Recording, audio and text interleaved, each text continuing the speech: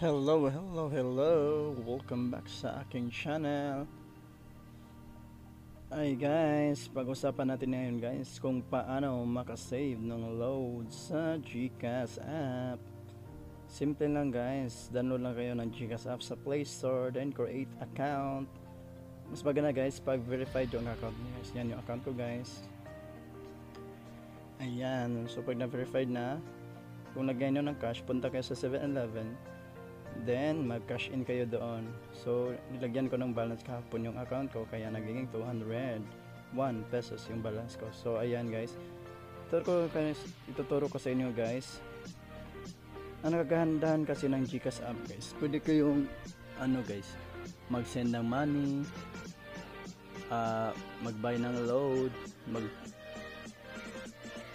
mag pay ng bills dito guys.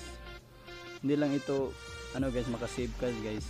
Pwede na ito pambayad ng kuryente, tubig, kahit anong bayaran guys, pwede ito guys. Kaya lang, for Globe users only lang to. Yan yung balance ko. So ituturo ko sa inyo guys kung paano ako nakamura or nakasave dahil sa GCash na to. Bibili ako ng load using GCash app. Download ko sa sariling cellphone ko.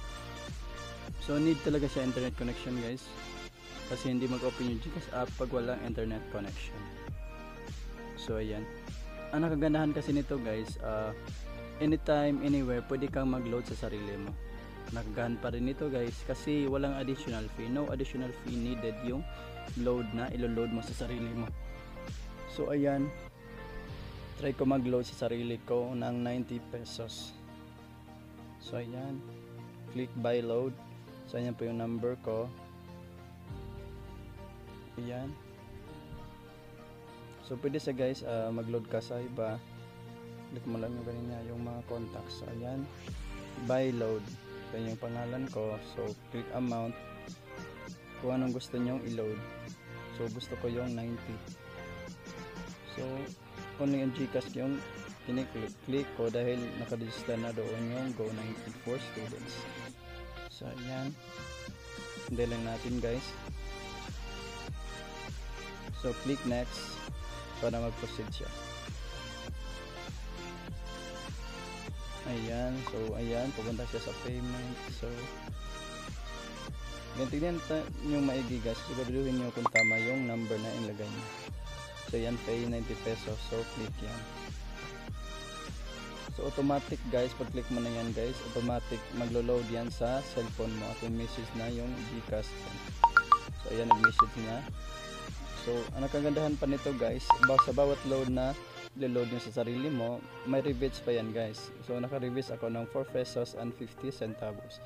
Kaysa naman bibili kayo sa tindahan, lalabas pa kayo, may additional fee pa. Ang gagandahan kasi ng GCash guys, ikaw pa yung binabayaran. So may rebates ako 4 pesos and 50 cents. Ayan, nag-load na ako. Yan yung message. So 90 pesos GCash purchase, then you have received 4 pesos and 50 centavos as a rebate. So yung rebate guys, madadadag yan sa account o sa GCash account nyo. So ano pang hinintay nyo guys? Install GCash app, create an account para makasave din kayo sa bawat load na gagamitin niya. Okay, so kung nagandahan kayo sa tutorial na to, don't forget to like, comment, share, and subscribe para naman updated kayo sa mga bagong videos na i-upload ko. For GCash description guys, kung gusto niyo mag-download guys, nasa description lang guys, ilagay ko talaga yung link para direct na kayo mag-download doon. No need na punta sa Play Store. Okay, once again, it's been Samaya TV here. Don't forget to like, share, and subscribe para updated kayo sa mga bagong videos na i-upload ko. Once again, see you on my next video. Bye bye.